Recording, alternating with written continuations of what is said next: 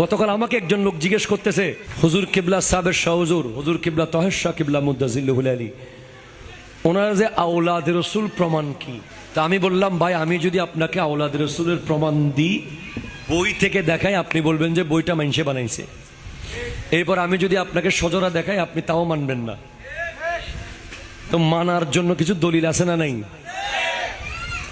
বাপের জন্য বেশি পরিশ্রম করে পোলা, বাপের সম্মান বাড়ানোর জন্য, ঠিক কিনা বলেন? বেশিরভাগ মসজিদে দেখবেন যে সলিমা খাতুন জামে মসজিদ বলে বানাইছে কে? অমুক। নামটা কার? তার মার। কথা বলা ঠিক কিনা বলেন? এতিমখানায় দেখবেন যে ইরফানুল হক এতিমখানা বলে কে বানাইলো এতিমখানা? ইরফানুল হকের তৃতীয় পুত্র। কেন? বাপের স্মৃতি রাখার জন্য।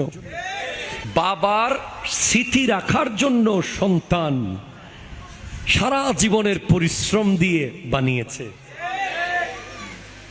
তো আপনি যদি দেখেন, আল্লামা সিরিগুটিকে প্রশ্ন করি, হুজুর আপনি কেন জামিয়া বানাতে গেলেন আজকে যে 10,500 ছাত্র? বলে উত্তর আসবে, বাঁশকালীর শেখের কিলে যখন নবীর দরুদ পড়ে নাই মানুষ। মূল কারণ কি? দরুদ। মূল কারণ কি? আরো ধরে বলেন কি? ওয়াসাল্লিমু তাসলিমা বলার পরে যখন মানুষের দরুদের আওয়াজ আসে নাই, তখন উনি চিন্তা করলেন, দাদা হুজুর, যে দরুদ শরীফকে প্রতিষ্ঠিত করতে হলে আমার একটা মাদ্রাসা বানাতে হবে। তাহলে বানিয়েছেন মাদ্রাসা, উদ্দেশ্য নবীর দরুদ প্রতিষ্ঠা করা, ঠিক কিনা কথা বলেন?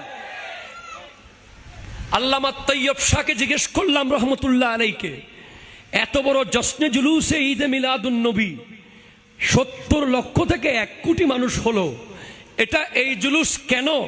আপনার দাদার প্রচারের জন্য, আপনার বাবার প্রচারের জন্য, আপনার নিজের প্রচারের জন্য, আপনার পরিবারের কারো জন্য না, না, না, এটা তো জশ্নে জুলুসে ঈদে মিলাদুন নবী, নবী, নবী, ঠিক কিনা কথা জোরে বলেন? আচ্ছা, এটাও গেল। এবার একটু করে জিজ্ঞেস করলাম হুজুর কিবলাকে, হুজুর আজানের আগে যে সালাতুস সালাম দিলেন, আমাদের